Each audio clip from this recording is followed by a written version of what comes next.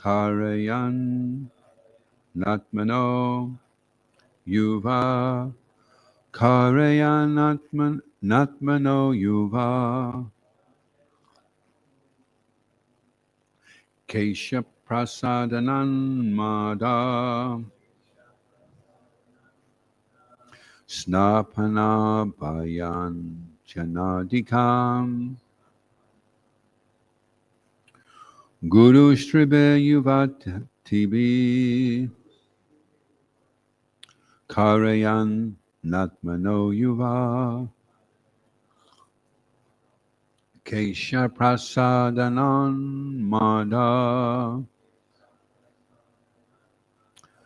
Snapana Bayan Janadikam Guru Stribe Yuvata Tibi Karayan Atmano Yuva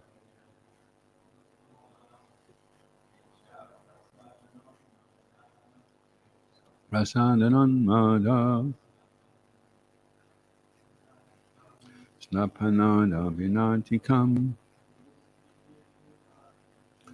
Guru Stribe Yuvatibe Karayan Atmano Yuva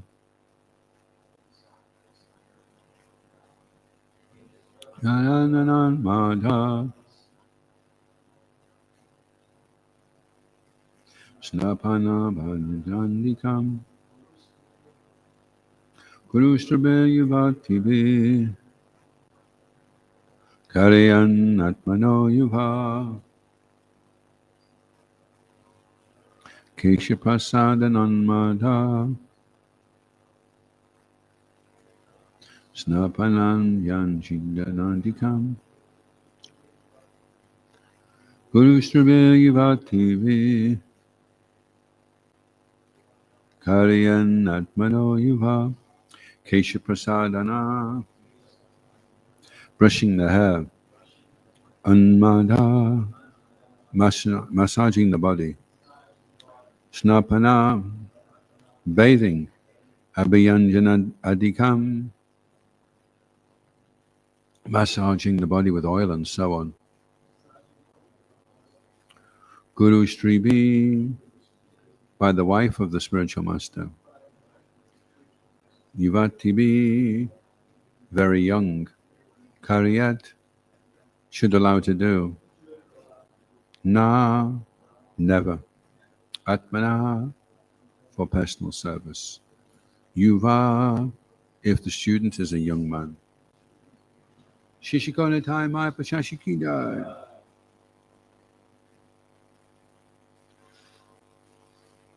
If the wife of the spiritual master is young, a young brahmachari should not allow her to care for his hair, massage his body with oil, or bathe him with affection like a mother.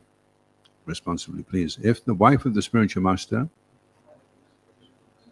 is young, a young brahmachari should not allow her to care for his hair, massage his body with oil, or bathe him with affection like a mother. The relationship between the student or disciple and the wife of the spiritual master or teacher is like that between son and mother. A mother sometimes cares for her son by combing his hair, massaging his body with oil, or bathing him.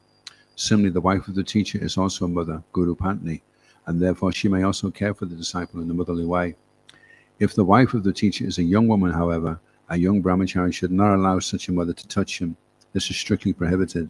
There are 7 kinds of mothers: Atma, Mata, Guru Patni, Brahmani, Raja Patnika, Dena Datri Tata Prithvi, Sapteta Matara Smita. These mothers are the original mother, the wife of the teacher.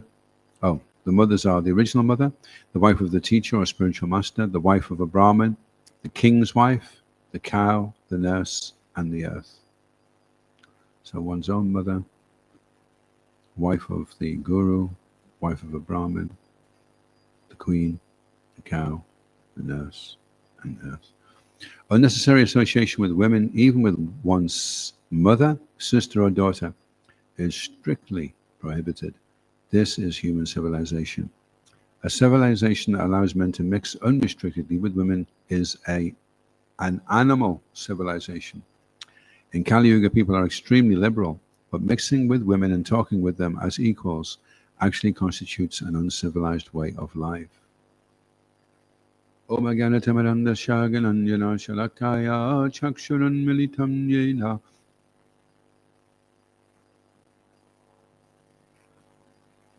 Shri Guruvay Namaha Shri Chaitanya Manobastam Stapitam Yena Bhutale Swayam Rupakada Mayam Dadati Swabadantitam Jaya Shri Krishna Chaitanya Prabhu Nityananda Shri Advaita Gadadha Srivas Adi Gaura Bhaktarinda Hare Krishna Krishna Krishna Hare Hare Hare Rama Rama Rama Hare Hare Vanchikapa Turubhyascha Kripa Sindhuvyavacha Paritanam Bhavanebhyo Vaishnavebhyo Namo Namaha. So Srila Prabhupada is making the point that unrestricted association with women is animal civilization. So that's interesting. It's funny, when Srila Prabhupada first got off the boat and he was looking around at the buildings, he was looking at the skyscrapers, and he said they built these just to impress the women.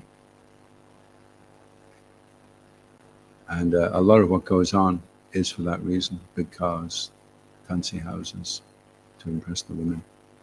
So if you take God out of the picture, then you have to worship somebody else, try and impress somebody else. So that becomes the opposite sex. So Srila Prabhupada is saying it's okay if the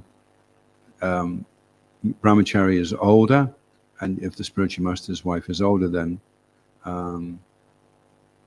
one brahmachari was telling me at the manor that by taking shelter of women, as seeing them as mother, he's able to respect them, and then he doesn't degrade them in his mind. Also in the Ishopanishad it says that we don't degrade, our mind doesn't become degraded if we can see everybody as Krishna's parts and parcels.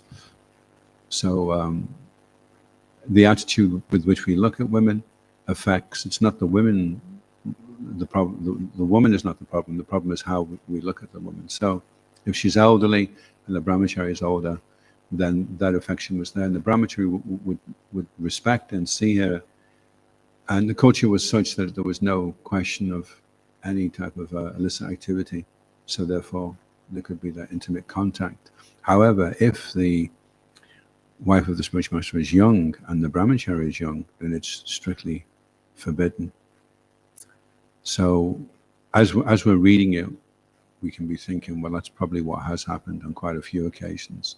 And that's why things have gone wrong, And this was 5,000 years ago. This was being recommended. So it's a tendency that's there, and to safeguard against that, that's what society is supposed to. Civilized society is to safeguard against. And what we have now is a Pandora's box has been opened up with the internet. 80% of the internet is used for pornography. So you have so much disrespect, and young kids have been hijacked by this pornography before they're mature enough and old enough to really understand the implications of sexual activity. They have all these false expectations of what they think it's going to be, where it's supposed to be, which is far from the truth. There was one guy, actually, he ran a magazine called Nuts, and he came back one day and he caught his 5-year-old and his 6-year-old sons looking at a pornographic site on the computer. So he just wondered what is actually going on here. So he asked the local school if they could do a test on the kids just to see how much the kids know, and the school agreed to it. So it was an A to Z list. The kids had to list from A to Z all the pornographic terms that they knew. And then all the papers came in, and these kids were between 11 and 16. So when the papers came in, the teachers were like, "What's that?" They had to try and find out what it was. So the kids were well aware of the weird and wonderful things that are going on. So that's a very, very bad situation, because then if we have Shankara, Vana Shankara, unwanted progeny because of unrestricted sex life, which starts by mixing unrestrictedly, then we have so many other problems. This is the enemy is born within the family in Vana Shankara. The child is unwanted, and the child is made to feel unwanted as well. That we didn't really want you. We're sorry that you're born, and now you're an inconvenience to our sense gratification. That's not a very fertile ground to grow a young adult up in. And so because they feel resented, then they also become resentful. And then that resentment causes more Vana Shankara, and then the whole society degrades. I was just listening to Prabhupada this morning talking about how the society becomes degraded because when there's Vana Shankara, then there can be no Vanashram, because everyone is just less than a Shudra. And the Brahmin who accepts service, who goes and takes a job and gets employed, then he loses his Brahminical qualities, becomes degraded. And so the whole society becomes more and more misguided, more and more off the track, and then it becomes very difficult.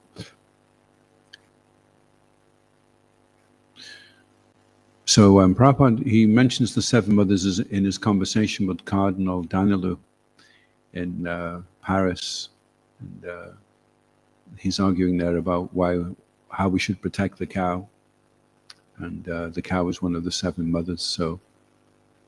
So he says to the cardinal, he says, "Do you think it is okay to eat mother?"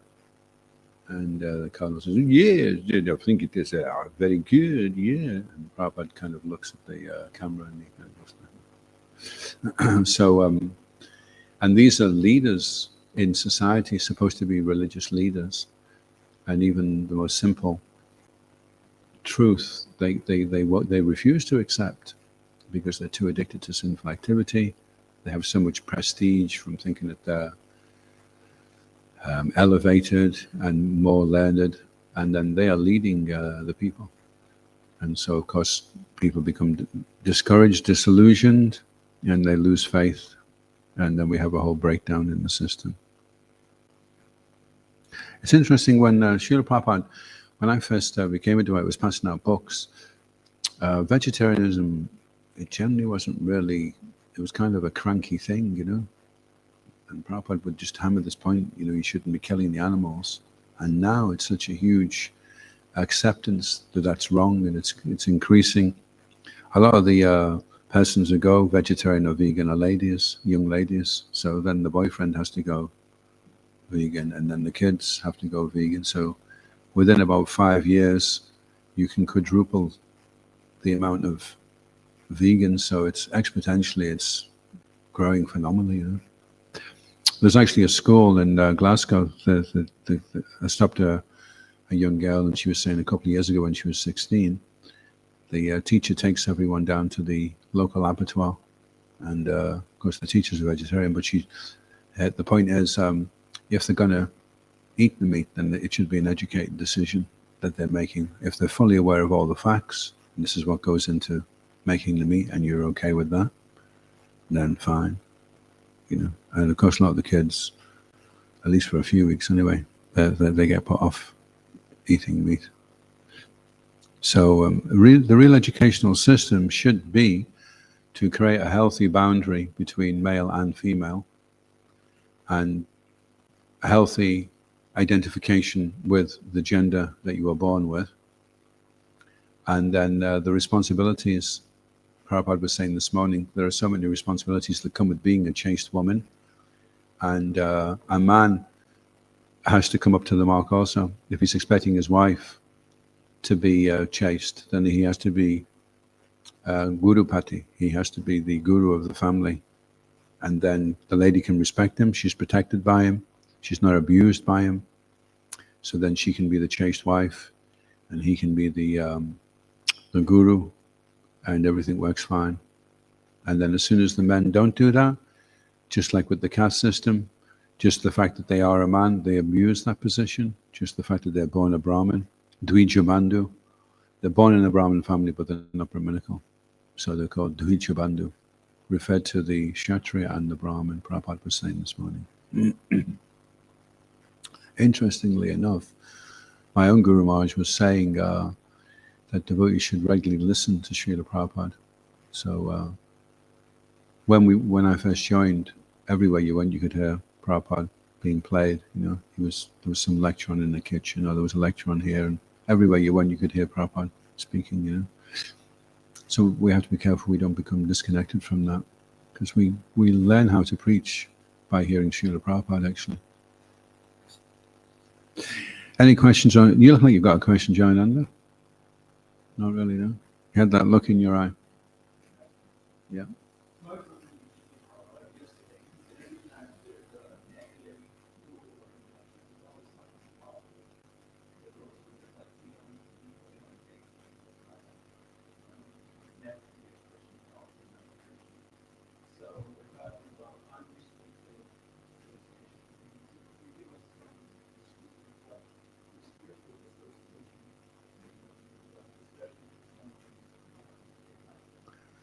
Yeah, the word love has become really misconstrued. Love is rooted in Dadati Pratiginiti Guyamakti Prachati Bongdai Bochai Cheva Sadvadim Priti Lakshanam.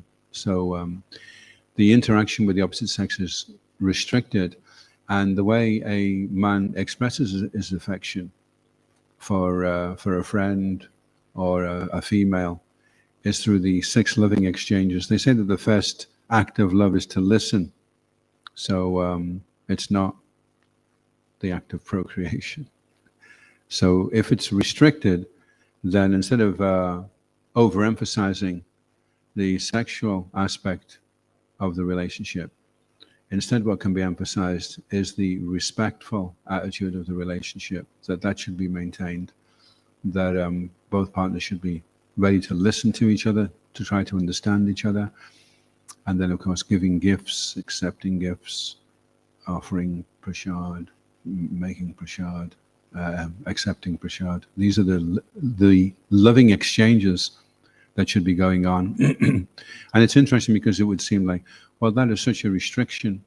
Whereas if we have unrestricted interaction with the opposite sex, our relationship will go so much deeper. But it's quite the opposite, actually. They did a survey, and they observed that couples, wasn't just in ISKCON, but couples in general, that observed chastity within marriage, their relationships were much stronger, and they were much more resilient. Whereas relationships that were based upon unrestricted promiscuity were very prone to divorce because of the element of exploitation, abuse that comes in. So restricted association with women is to only intimately connect for procreation, otherwise to observe chastity. And that cultivates respect, appreciation, and also it helps to safeguard against either partner becoming attracted to somebody else of opposite sex. You would think, see, what happens is with unrestricted association, after a while, the novelty wears off. So then it's okay, well, maybe I should try with somebody else. And who was quoting the other day? He was saying from a magazine, oh yeah, that was Krishna Kishore. There was one of these agony columns. And they were advising this couple, well, you shouldn't, if your wife needs to be with more than one partner, you shouldn't restrict her. And that way the relationship will remain healthy and everything will be good, Where it's such bad advice, it's such the opposite of what should be going on. So, restricted. The best thing is to both be committed to practicing spiritual life in the first place. So you both, within marriage there is restriction, but that restriction has already been accepted. Like the brahmachari has already accepted the restriction of celibacy, and the brahmacharini is accepted. And then when they do enter together into the grihastha ashram, that samskara is already there, already deeply embedded. So the problem sometimes in ISKCON is that a devotee joins, he's been a brahmachari for 6 months, and then he gets married. And that's not a lot of time to try and undo the damage that's been there from when he's grown up, where he's been inundated with all kinds of bad samskaras. It's going to take at least a few years. In fact, Shiv Ramaj is saying that in Hungary now he won't accept a disciple unless they've done 2 to 5 years book distribution. He said it's like the conscription, because there was a conscription in Hungary at one time that when you left school, everyone had to do 2 years in the army, and then they could go and get a job. So in the same way, some intense purification will help, will create some good samskaras, will help the brahmachari to control himself. And then if later on he does decide to go into the Grihastha ashram, he'll already have a healthy appreciation for what leading a restricted life, the benefits of that, of being disciplined. That's what disciple means, disciplined by the spiritual master. If you have an undisciplined disciple, then you don't have a disciple.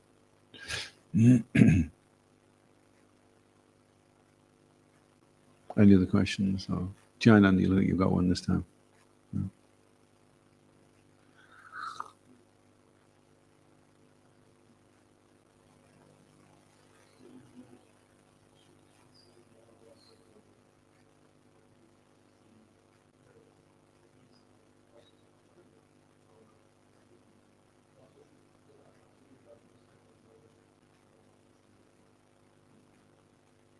Does he have to respect his wife as a mother? No, every other woman apart from his wife, he sees as mother, but not his wife. He has a conjugal relationship with his wife, not a Vatsalya relationship. And then after a while, what happens is it becomes like brother-sister, the relationship. And you're both assisting each other in serving Krishna. It becomes like that. And interestingly enough, also Srila Prabhupada was saying this morning how having a chaste wife allows one to fulfill the 4 material pursuits: economic development, sense gratification,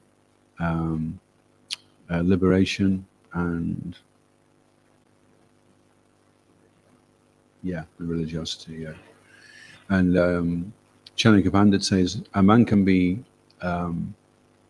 fortunate if he has good sons, if he has good education, or he has good wealth. But if the man has a good wife, he's considered the most fortunate. And so he says that the man, from having a good wife, gains so much energy because he feels sheltered in the relationship. So that shelter is destroyed when the mutual respect is broken. And Prabhupada gives an example that if the wife goes away, then the man becomes disturbed, and then the business collapses, and then so many people are inconvenienced. So it's a very important aspect of society. The society, we are built upon families, society. And if the woman is not respected and protected, then the building blocks of society will crumble. Even if you build the wall 15 miles high, all the bricks are crumbling, so it will collapse, the whole thing will collapse. But society remains strong and structured if that intrinsic respect and protection is there. And it's misunderstood. The women are thinking that they're being exploited by being protected, that's considered inferior. And it's such a trick, actually. They say, no, okay, yeah, you're equal. Yeah, no, that's right. We respect you. You're equal. You should just go do the same things that we men do. And in that way, although they think they're being made equal, they're actually not being protected. They're actually being exploited. So they're tricked into thinking that they're, in some way, that they're going to become liberated. But all that happens is they become unprotected. And Prabhupada said that. He says, well, he was saying to the woman, well, if the man goes away and you have a child, then you're embarrassed. You have to go to the government and beg for money. you're left with the child. So that is a major problem, that you can say, well, we're both equal, but the man is not the one that's left with the kid, it's the woman. They may be trying to make men to be able to be pregnant, but it's actually not possible right now anyway. So therefore, she's in a very vulnerable position, you know. And if you have someone that's vulnerable, and you say, "Oh no, it's okay. You're as strong and as good as we are," that doesn't make them invulnerable. That makes them more vulnerable. You recognize, and you know, the men have their own vulnerabilities as well, and they get married so that the wife can protect them from their vulnerabilities, such as being prone to promiscuity. So if they're able to be with a chaste wife, that can safeguard and protect him from his vulnerability. And then he can protect the woman from her vulnerability, that physically he's stronger. And he's, one of the vows of marriage is that he says that he will give his own life to save the life of his wife. Quite a serious. There's 7 circles they make out of rice flour, and each circle there's a vow that the husband makes to always provide food, to not lay down with another woman, and to preserve your life, willing to sacrifice my own. So that's like way beyond just being equal, you know. The man is saying, okay, I can see these vulnerabilities are there. I'm prepared to sacrifice to compensate for that. So it's interesting, isn't it, that the very thing that they're saying it turns out to be the opposite thing. Hello, I'm just giving class. Can you ring back? About 25 minutes, and I'm fine. I'm free. All right. Haribol. Someone's ringing. Can't be Iskon, right? Iskon. He did say sorry, Prabhu, so maybe if I was in class and I was getting bored stiff, this would help me. Yeah, so it's an interesting subject because this devotee at Lavana was telling me that by seeing women as mother and respecting them like that, that protects him. So by thinking that, oh, we don't need to protect women, that actually means that we don't become protected. We become unprotected. And because the male can be attracted, there's man and woman. So the woman woos the man. And so she has the ability to do that, to entice the man. So unless the man is protected, so he's weak that way, he's vulnerable that way. So he needs to be protected. And he can only be protected either if he renounces the whole thing and becomes sannyasi or staunch brahmachari, or if he marries a chaste woman. And that's the big if you can marry a chaste woman. And then if you find out later on, oh, she's not a chaste woman, then what are you going to do?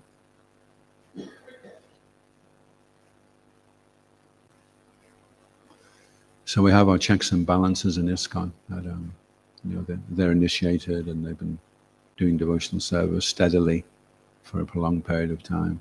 These are all checks and balances to help us. Any other questions or comments?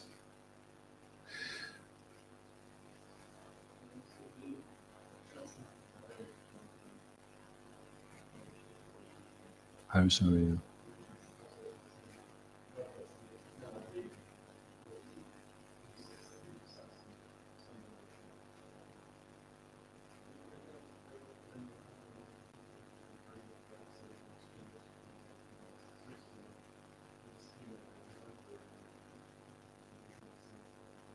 Yeah.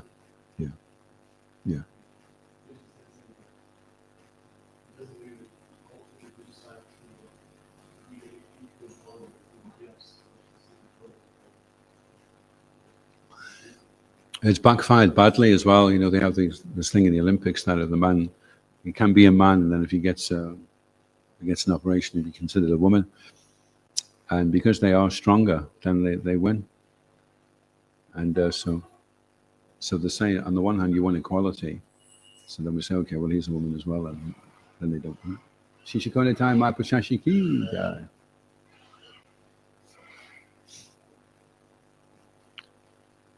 So my question to Jayananda Prabhu is, what's the secret? How do you remain a staunch brahmachari?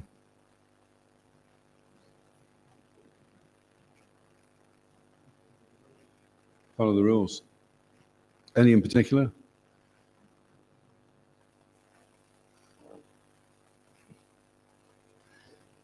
Yeah, if you get up early in the morning, then you can do the morning program. Of course, part of getting up early in the morning is that you can do the morning program, and you don't find yourself missing from the morning program for half of it.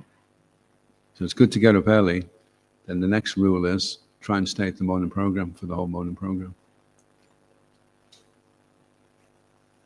But yeah, when that alarm clock goes off at 3 o'clock in the morning or whenever it is for you, do you roll over and snooze away for another hour? Or do you jump out of bed and think, wow, another day in Krishna's service, Hari Bol. So if you can do that, you can rise enthusiastically. The trick of the mind is that when you first wake up, the mind says, oh, I'm really tired. I'm so tired. But even if you do sleep extra, you don't feel any more refreshed usually. And if you say you fall asleep for just 2 or 3 hours and you get up, say you heard a bang in the middle of the night and you get up, you're wide awake, you don't feel tired. After 2 or 3 hours, the body's refreshed. Then later on, a few hours into the day, then you feel tired. But initially from the rest, you feel refreshed. So if you've slept for 6 hours, then you can't actually feel tired, you're just feeling the mode of ignorance. You get up, you splash some water on your face, and suddenly, oh, I don't feel so tired anymore. And then if you really are tired, which I'm noticing now as you get older, you actually need more rest. So then maybe later on you need to take a nap, But in the morning, the Brahma Muhurta, if you've rested 6 hours, 5-6 hours, you can be fresh through that. And then you may be experiencing Laya, L-A-Y-A, by Thakur, actually Vishnu Chakravarti Thakur in the Madhura Kandamali. He says one of the obstacles to following the rules of attentive sadhana in the morning is Laya, which is sleep. It plagues us. It's not sleep due to exhaustion. It's sleep due to indifference, lack of taste for chanting and hearing. That causes Laya. And I wonder what he was telling me, if you're giving a class and you're talking about material attachments, you'll see some people nodding off, because the way the body works, the way the psyche works is when you hear about something that you're attached to being taken away, you close down. Don't want to hear that. And then you go. So sleep is like a mechanism that we use to try and protect us from elements which we consider disturbing. And giving up sense gratification, hearing Krishna's holy names, hearing the philosophy, hearing what we should do. And the tendency is to just close down. Okay, don't want to get into this. Just hide and sleep. Laya. So these are just very basic obstacles to overcome, first of all. And all the rules and regulations are there to help us do that. So yeah, the rule to rise early, which also comes with the rule to take rest early, which also comes with the rule not to eat too much in the evening.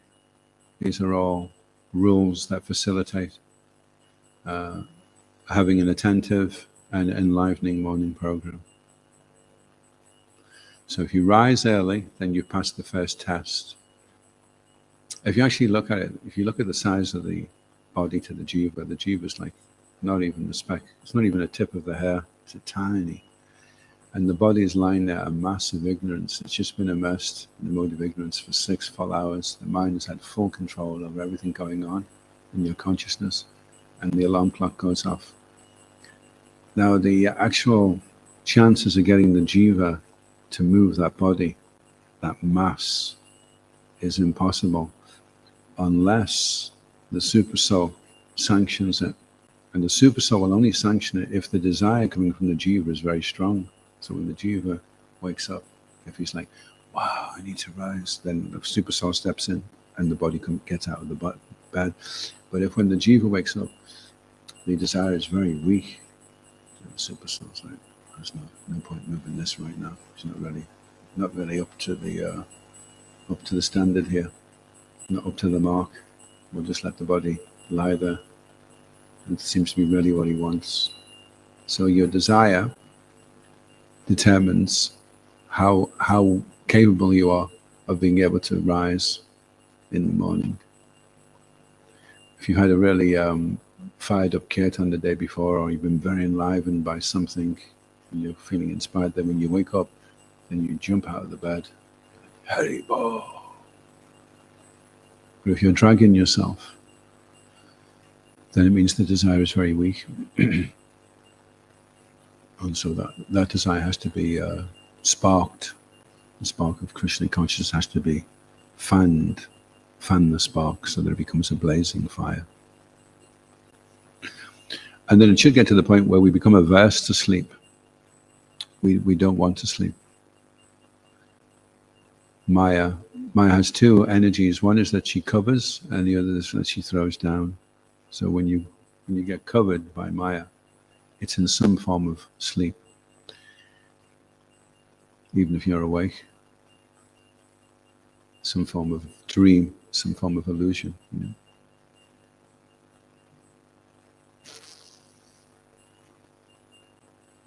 And Srila Prabhupada, although he slept, he wasn't actually ever really asleep. He was always just absorbed in Krishna consciousness. So when devotees become very elevated, then even when they're sleeping, they're still chanting.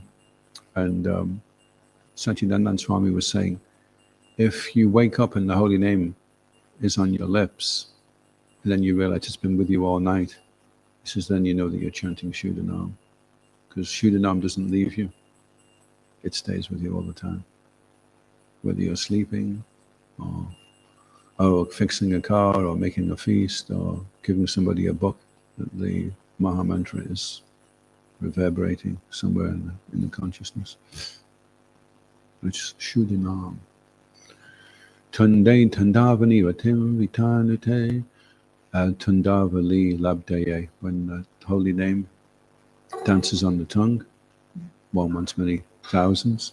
Kana Kroda Kadambani, when it enters the ears, the holes of the ears, then one desires many millions of ears. And Chaita Prangana, when it dances in the courtyard of the heart, then the senses and the mind become inert.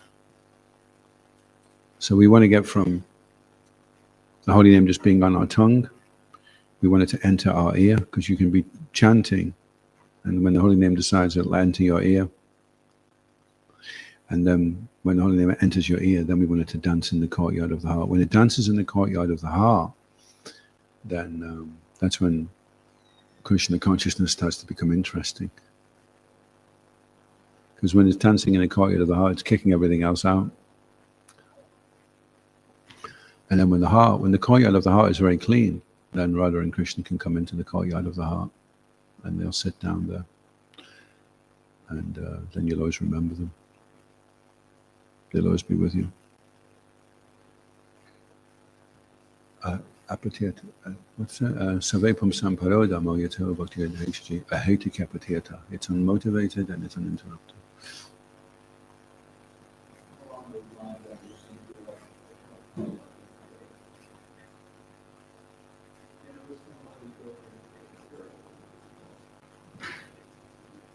Yeah. And one of the disciples asked, well, if this little student consider Krishna today, how can we serve Krishna when we're sleeping?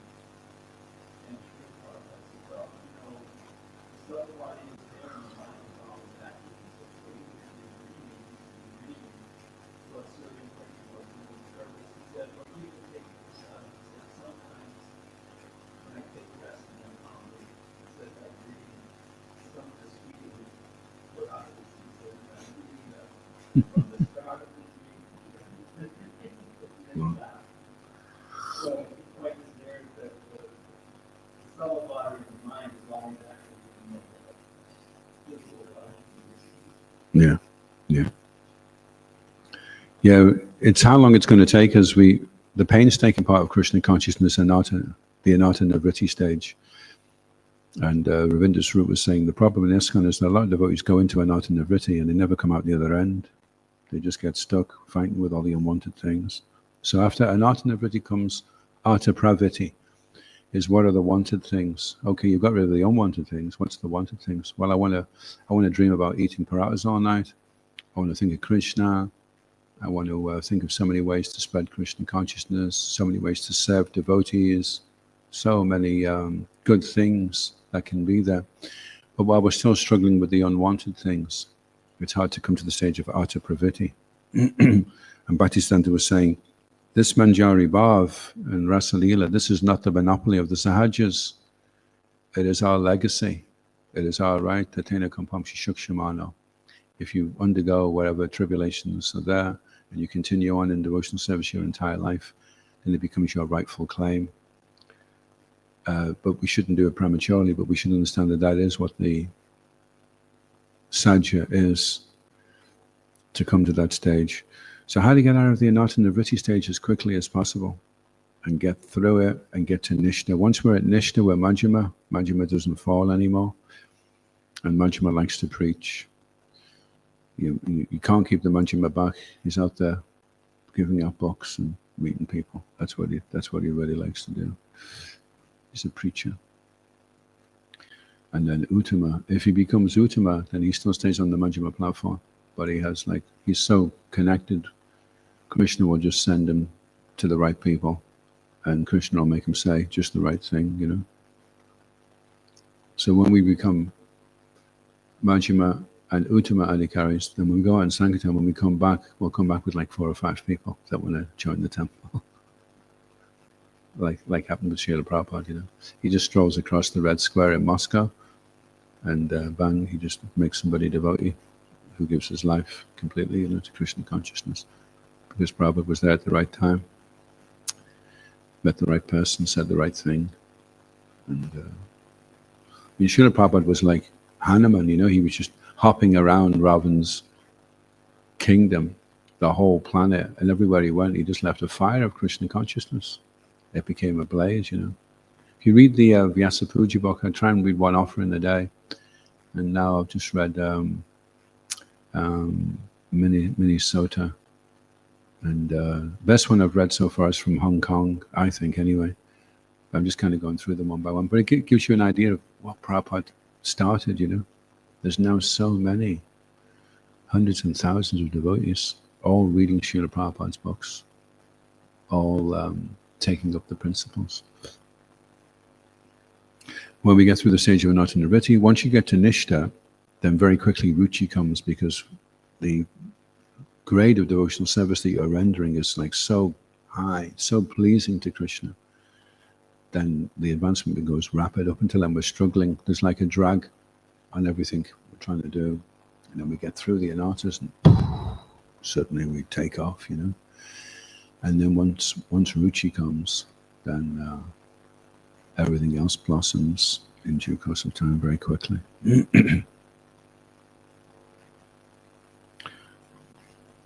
Yeah, so it is a good answer, Jayananda, that we should follow all the rules and the regulations.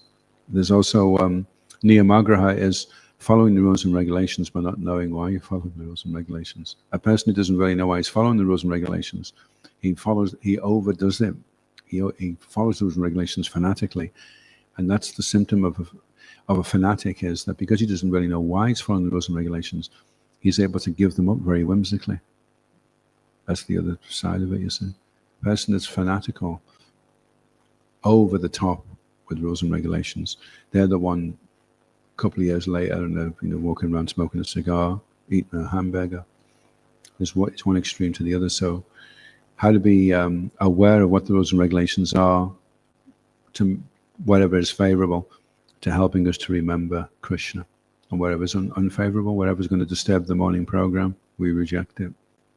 Whatever's going to interfere with our adherence to the rules and regulations, and the rules and regulations to facilitate our absorption in Krishna, that should be rejected. Wherever it's favorable, we accept.